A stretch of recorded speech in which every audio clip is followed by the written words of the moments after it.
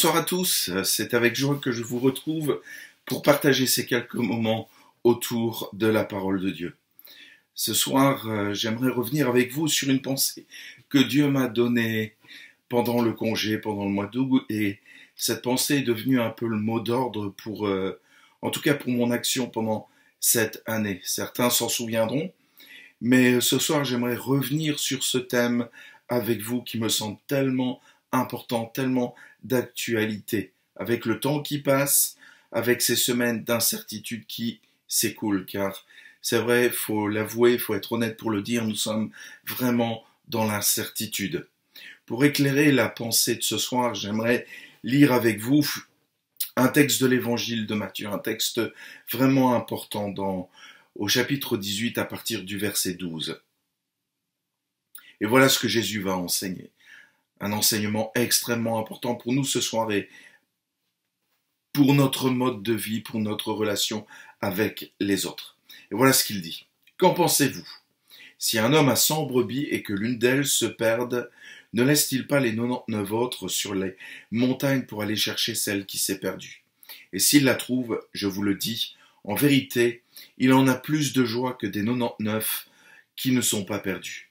De même, ce n'est pas la volonté de votre Père céleste qu'il se perde un seul de ses petits. Si ton frère a péché, va et reprends-le seul à seul. S'il t'écoute, tu as gagné ton frère. Mais s'il ne t'écoute pas, prends avec toi une ou deux personnes, afin que toute l'affaire se règle sur la déclaration de 2 ou de 3 témoins. S'il refuse de les écouter, dis-le à l'Église. Et s'il refuse aussi d'écouter l'Église, qu'il soit à tes yeux comme le membre d'un autre peuple et le collecteur d'impôts. Je vous le dis en vérité, tout ce que vous lirez sur la terre aura été lié au ciel, et tout ce que vous délierez sur la terre aura été délié au ciel. Je vous dis encore que si 2 d'entre vous s'accordent sur la terre pour demander quoi que ce soit, cela leur sera accordé par mon Père céleste. En effet, là où 2 ou 3 sont rassemblés en mon nom, je suis au milieu d'eux. Alors Pierre s'approcha de Jésus et lui dit, « Seigneur, combien de fois pardonnerai-je à mon frère lorsqu'il péchera contre moi? Est-ce que ce sera jusqu'à 7 fois ?» Jésus lui dit, « Je ne te dis pas jusqu'à 7 fois, mais jusqu'à 70 fois 7 fois.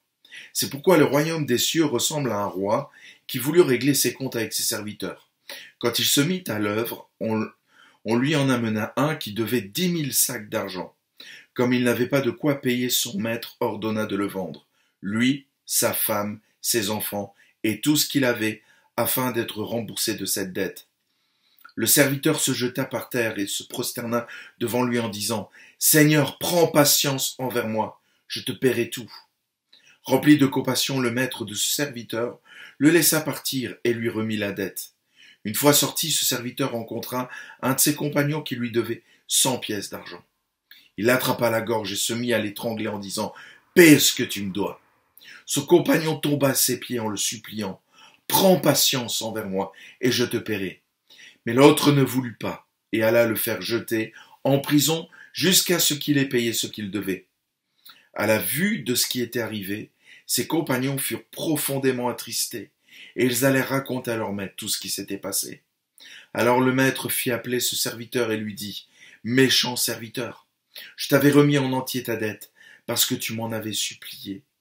Ne devais-tu pas, toi aussi, avoir pitié de ton compagnon, comme j'ai eu pitié de toi? » Et son maître, irrité, le livra au bourreau, jusqu'à ce qu'il ait payé tout ce qu'il devait. C'est ainsi que mon Père céleste vous traitera, si chacun de vous ne pardonne pas à son frère de tout son cœur. Nous connaissons tous ce texte, un texte pour la discipline dans l'Église. Et j'ai vraiment été interpellé pendant les vacances en travaillant un sujet sur comment traiter le péché dans la communauté, comment gérer le péché dans la communauté adéquatement entre amour, justice, entre ordre. Voilà, j'étais interpellé par rapport à cela. Et ce texte est bien plus important qu'on ne le pense. Pourquoi ? Dans ce texte, Jésus va employer à 2 reprises le mot « église », alors qu'il ne va que l'employer que 3 fois dans les évangiles. L'autre fois, c'est dans l'évangile toujours de Matthieu, au chapitre 16. Si Jésus emploie 2 fois le terme Église ici, c'est que ce passage est vraiment important pour la vie de l'Église, vu qu'il parle de la discipline.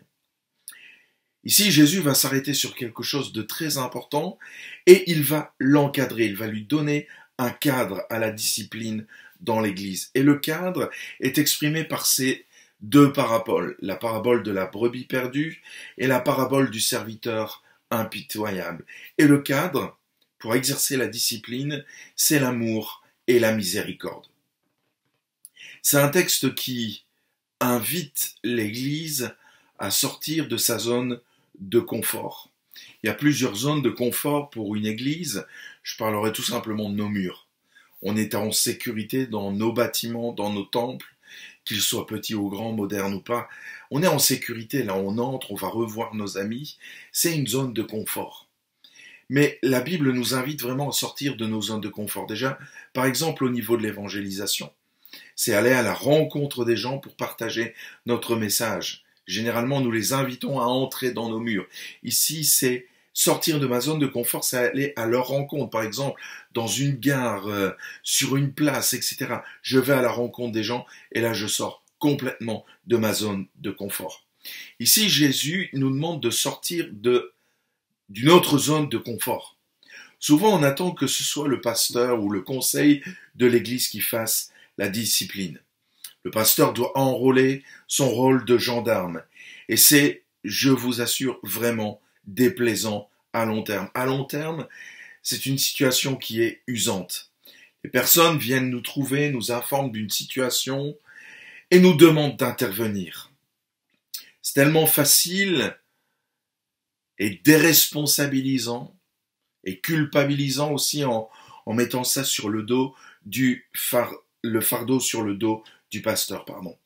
L'enseignement de Jésus est tout autre. C'est si ton frère a péché. Si ton frère a péché. La majorité des manuscrits ne mentionnent pas contre toi. Certaines traductions le mettent entre crochets où nous avons si ton frère a péché contre toi. Alors, selon les caractères, là, on va avoir une démarche de vis-à-vis avec ce frère. Ici, c'est dans la majorité des textes, c'est tout simplement si ton frère a péché. Donc c'est même pas contre nous, c'est même pas une atteinte, c'est même pas une offense, c'est rien du tout, c'est si ton frère a péché. La discipline, c'est l'affaire de tous, selon l'enseignement de Jésus.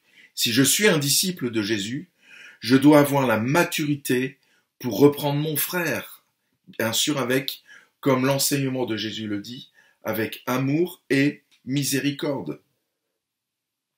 Je n'ai pas à attendre que ce soit le pasteur ou un ancien ou un responsable de l'Église qui le fasse, mais comme Jésus l'enseigne, c'est à moi de le faire.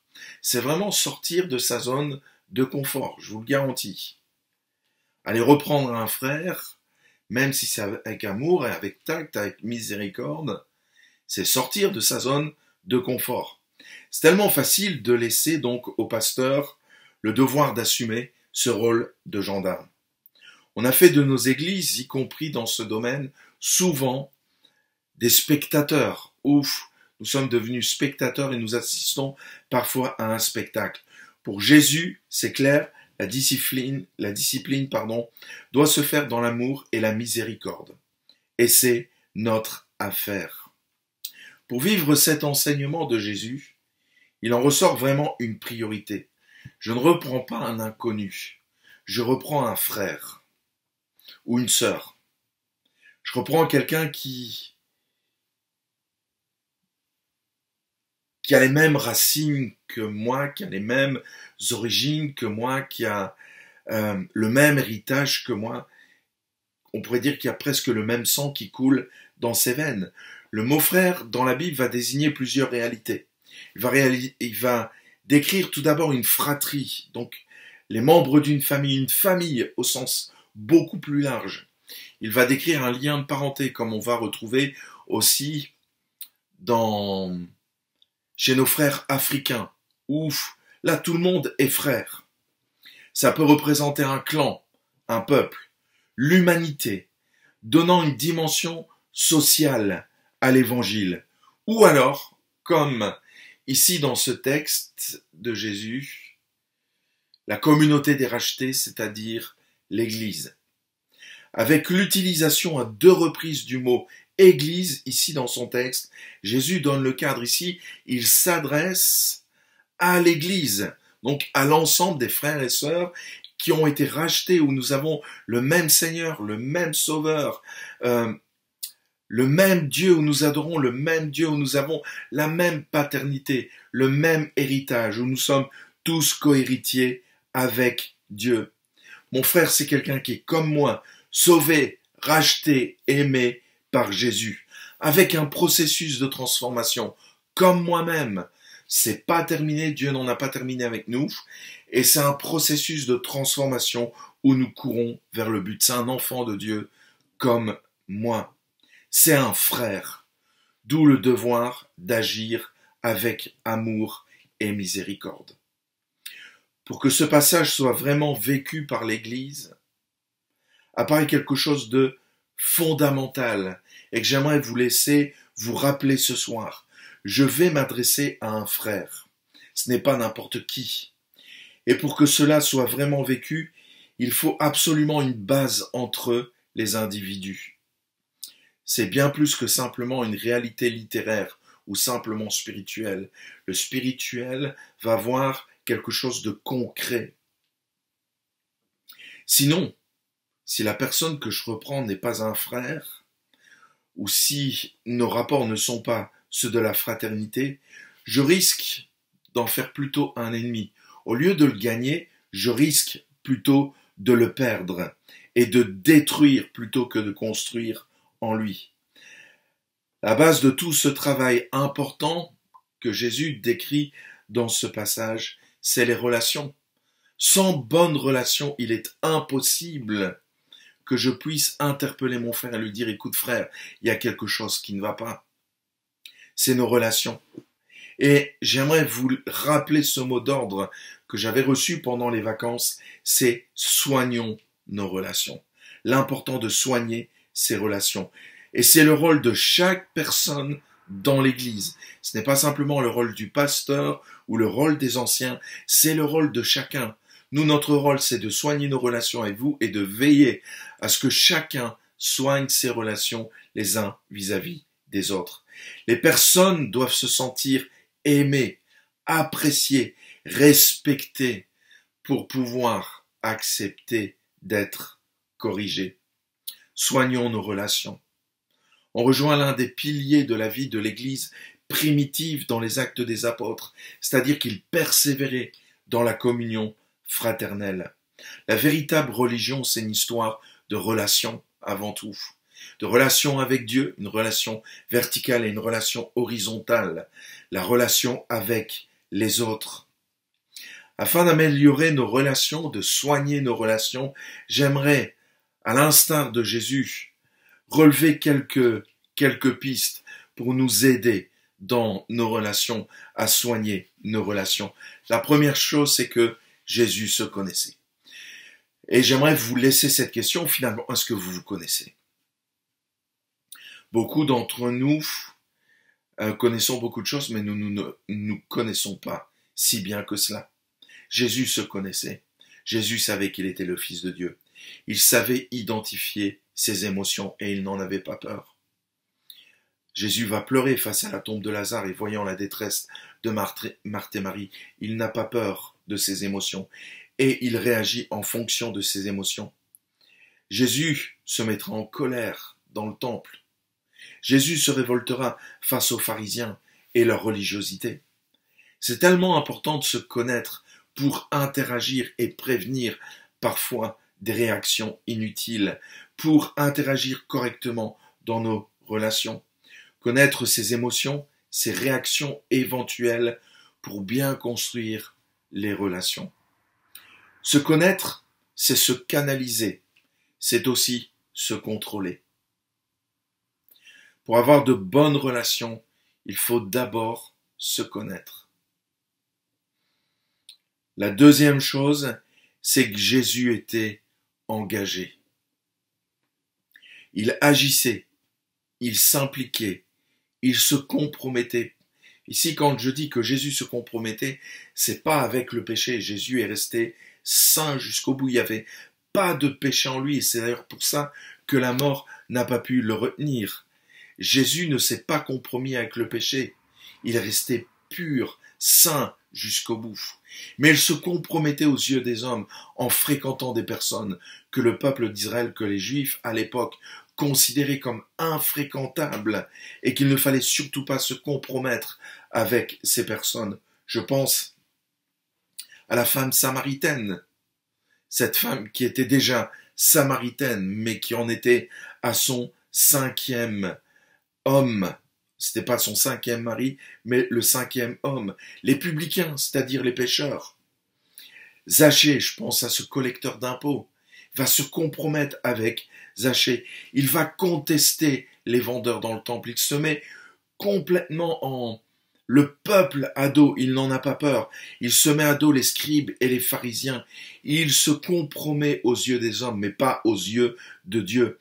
Son engagement, si on se place uniquement sur le plan humain, je ne parle pas ici du plan divin, parce que c'était voulu par Dieu, la mort de Jésus pour le pardon des péchés, pour votre pardon, pour notre pardon à chacun. Ici, je parle simplement d'un plan humain.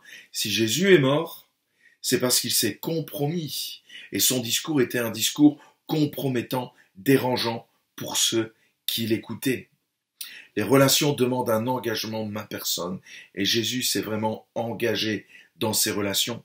Je dois agir, m'impliquer, me compromettre, pas moralement, mais par rapport aux autres qui me regardent peut-être. Soigner ces relations, c'est parfois aussi défendre l'autre aussi. Soigner ces relations, c'est vraiment s'engager.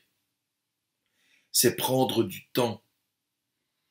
Nous sommes dans une société, sauf pour l'instant dans le confinement, nous sommes dans une société qui est chronophage, où la société mange notre temps. Et nous n'avons plus de temps pour retrouver nos valeurs, pour prendre du temps ensemble, pour soigner nos relations, même parfois avec notre propre épouse et nos enfants, où c'est parfois tellement difficile d'avoir du temps avec les membres de notre famille. Mais soigner ces relations, c'est prendre du temps. C'est comprendre, et dans ce temps que nous prenons, c'est comprendre l'autre et son histoire. Parfois, un frère a une histoire, il se comporte comme cela, ou il agit comme cela. Il faut voir son histoire, et pour connaître son histoire, il faut prendre du temps. Il faut gagner sa confiance avant qu'il ouvre son cœur. C'est se donner, c'est aussi soi-même s'ouvrir à l'autre. Est-ce que vous savez vous ouvrir à l'autre, partager ce que vous vivez, vos émotions? C'est un dialogue, c'est une interaction. Jésus était engagé. La troisième chose que je découvre chez Jésus et qui m'impressionne toujours le plus, c'est que Jésus n'avait pas de préjugés. Les préjugés, c'est quelque chose de terrible. Les personnes qui ont des préjugés, qui cataloguent les personnes simplement en les regardant, en les mettant dans des catégories. Et tout cela va amener, évidemment, lorsque je vais cataloguer les personnes, ça va induire chez moi des comportements, des attitudes qui sont complètement inadaptées, des attitudes parfois même de rejet. Jésus n'avait pas de préjugés. Et il nous faut peut-être nous replacer dans le contexte de l'époque où il y avait énormément de préjugés. Jésus va bénir les enfants. La place des enfants dans la société était vraiment terrible. Il y avait énormément d'enfants abandonnés. Dans le pays d'Israël, Jésus va bénir les enfants. Jésus va s'adresser aux femmes. Les rabbins avaient coutume de dire, si tu dois passer devant le conseil de justice, adresse-toi à un voleur comme témoin pour être ton témoin plutôt qu'à ta propre femme. Mais quelle image! La société dans laquelle Jésus va évoluer, ils avaient de la femme. Jésus va s'adresser à des femmes, va rendre la dignité aux femmes. Jésus va prendre le temps de rendre cette dignité aux femmes sans les juger. Jésus va toucher, se laisser toucher par des lépreux, alors qu'ils étaient bannis de la société. Jésus va prendre du temps avec des lépreux. Jésus va parler avec une Samaritaine. Jésus va parler avec des étrangers. Jésus va manger avec des pécheurs, avec des publicains. Jésus n'a pas du tout préjugé. Il est sans préjugé, Jésus. Excusez-moi, mais pour soigner nos relations, il ne faut pas que nous ayons des préjugés. Il faut faire tomber nos préjugés. Avoir des préjugés, c'est se croire supérieur. Avoir des préjugés, c'est tout simplement de l'orgueil. Il ne faut pas chercher midi à 14 heures. Avoir des préjugés, c'est de l'orgueil. Des relations ne peuvent être que saines s'il n'y a pas de préjugés. Sans préjugés, je suis ouvert à tous. Sans préjugés, je vais m'ouvrir à tous.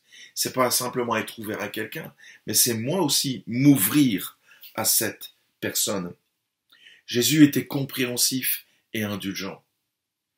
Dans la discipline, dans l'amour et la miséricorde, il doit y avoir cette compréhension, cette indulgence, pas vis-à-vis du péché. Ici, je ne parle pas vis-à-vis du péché, mais cette indulgence où nous aimons celui qui est en face de nous. Sur la croix, Jésus va trouver la force de prononcer cette parole « Père, pardonne-leur, car ils ne savent pas ce qu'ils font ». Le pardon et la compréhension est une clé pour soigner nos relations. Dans une relation, je dois tout faire pour essayer de comprendre l'autre. Pourquoi il parle, il se comporte comme cela? Pourquoi il se protège? Pourquoi il ne se livre pas? Pourquoi le frère qui est en face de moi ne se livre pas? Avec certaines personnes de l'Église, j'ai dû attendre des années avant de gagner leur confiance. Pourquoi elles ne se sont pas livrées avant? Prendre le temps avec ces personnes pour gagner leur confiance afin qu'elles puissent s'ouvrir. Pourquoi les relations ressemblent-elles parfois à un rapport de force? Déjà dans le couple, où cela peut être un rapport de force, mais pourquoi parfois les relations entre chrétiens sont un rapport de force, comme aussi une compétition? Pourquoi de l'agressivité aussi dans les rapports? Je cherchais à comprendre l'autre. Et dans cette compréhension, avoir de l'indulgence, savoir pardonner, car c'est à cela que nous sommes appelés à pardonner. Je pourrais encore parler chez Jésus du respect, de son amour, de sa disponibilité, de son effacement, de son esprit d'initiative pour créer les relations, parce que Jésus va les créer. Jésus prend des initiatives pour créer les relations. Qu'est-ce que nous prenons comme initiative pour créer des relations? Dans ce temps de confinement, il est plus qu'impératif de soigner ces relations. Plus qu'impératif. Il y a quelques semaines, je vous mettais au défi de prendre des nouvelles de quelqu'un avec qui vous n'avez aucune relation ou pas beaucoup de relations. Je vous avais mis ce défi, je vous avais lancé ce défi. Est-ce que vous l'avez fait? Est-ce que vous avez pris le temps de contacter des personnes avec qui vous n'avez pas l'habitude d'avoir des contacts? Est-ce que vous prenez le temps de téléphoner ou de faire de Skype, d'utiliser toutes sortes de moyens pour être en contact avec les autres et soigner vos relations? Comme on dit, loin des yeux, loin du cœur. Je ne sais pas encore combien de temps nous allons être confinés. Je ne sais pas encore combien de temps nos lieux de culte vont être fermés ou dans combien de temps l'État nous donnera la permission à nouveau de nous réunir. Et comme on dit, avec le temps, tout s'en va, comme chantait un certain compositeur français. Mais en tout cas, comme on le dit, loin des yeux, loin du cœur. Loin des yeux, loin du cœur. Comment tu soignes tes relations pendant ce temps de confinement? Est-ce que tu attends qu'on vienne vers toi ou est-ce que toi tu vas vers les autres? Ou est-ce que tu attends que ce soit le pasteur et le conseil de l'église qui téléphone à l'un, qui téléphone à l'autre, qui prend des nouvelles? Ou est-ce que toi, de ton côté, tu prends l'initiative de téléphoner aux uns et aux autres. Je trouve que trop souvent, les personnes attendent que nous faisions le premier pas. Faites le premier pas. Soignez vos relations fraternelles. Soignez vos relations fraternelles. C'est tellement important. C'est l'un des piliers de la vie de l'Église. Je rappelle ce texte dans Acte 2 après la Pentecôte, où il est dit qu'il persévérait dans l'enseignement des apôtres, dans la fraction du pain, dans les prières et dans la communion fraternelle. Les relations. Soignez vos relations. C'est tellement important. Alors avant d'écouter un chant de Dan Luyten, qui est une prière, ce chant dit « Sers-toi de moi ». C'est une prière qui est adressée à Dieu, qui dit « Sers-toi de moi ». Bien, j'aimerais vous dire et vous inviter à faire cette prière « Sers-toi de moi » pour des relations saines. Parce que le jour où il y aura peut-être un problème de discipline et que vous n'avez pas soigné vos relations, vous ne pourrez pas dire à votre frère « Écoute, il y a quelque chose qui ne va pas ». C'est impossible. Je ne peux pas reprendre quelqu'un si l'autre qui est en face de moi n'est pas considéré comme un frère. Les relations saines, sers-toi de moi, Seigneur, pour des relations saines à la hauteur de tes exigences. C'est quelque chose que Dieu nous demande, des relations saines. Parce que dans la Trinité, entre le Père, le Fils et le Saint-Esprit, tout est saint, toutes les relations sont saines, il n'y a rien qui est caché. Tout est révélé, tout est beau. Et Dieu nous demande d'avoir des relations saines, des relations à la hauteur de ses exigences. Alors avant d'écouter ce chant de Dan Luyten, j'aimerais prier avec vous. Et que pendant ce temps de confinement, vous puissiez vraiment soigner vos relations. Oui, il y a plein de choses à faire, les jardins sont à faire, il y a peut-être des travaux à faire à la maison. Ça ne remplacera jamais les relations. Je vous invite à prier ensemble. Seigneur, merci parce que tu as pris le temps de développer des relations saines avec tes disciples, des relations saines avec toutes les personnes que tu côtoyais, que tu rencontrais sur le chemin, des relations saines avec ton Père, des relations saines en tout temps, et tu nous as donné dans ta parole les clés pour développer des relations saines.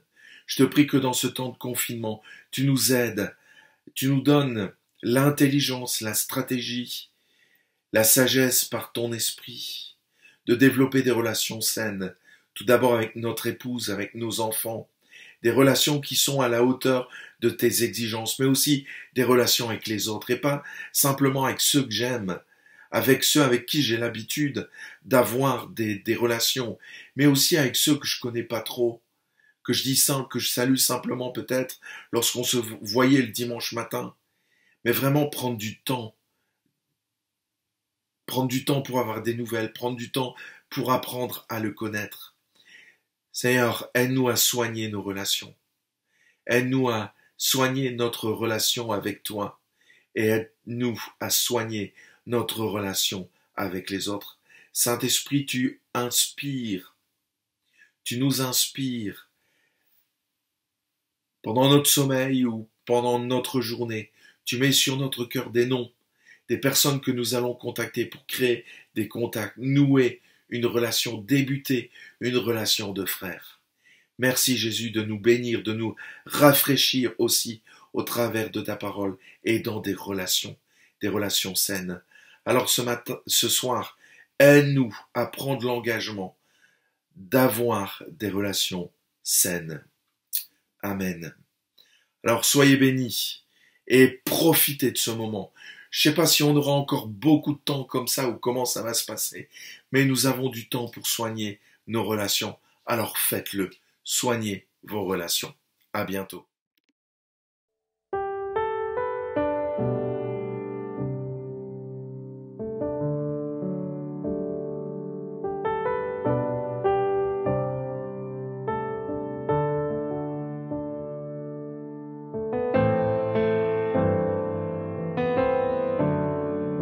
Seigneur Jésus,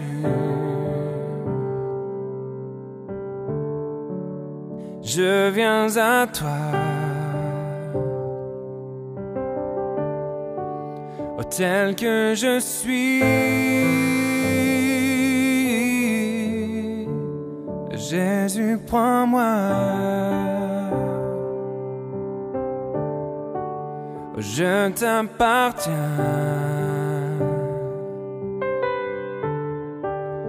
Dès aujourd'hui et à jamais,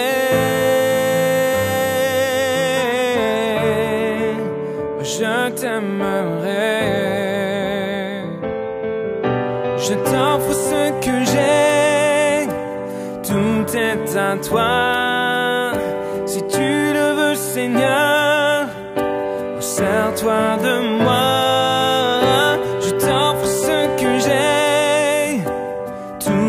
À toi, si tu le veux, Seigneur, sers-toi de moi. Oh, oh, oh, sers-toi de moi. Seigneur Jésus, je viens à toi.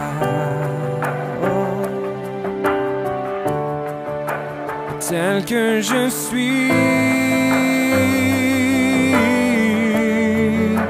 Jésus, prends-moi.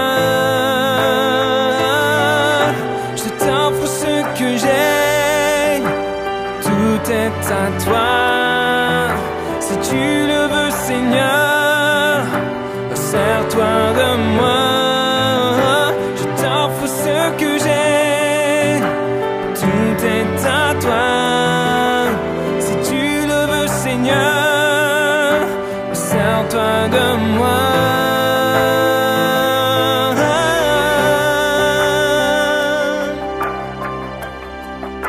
Sers-toi de moi. Jésus, si tu le veux, Seigneur, si tu le veux, sers-toi de moi. Sers-toi de moi.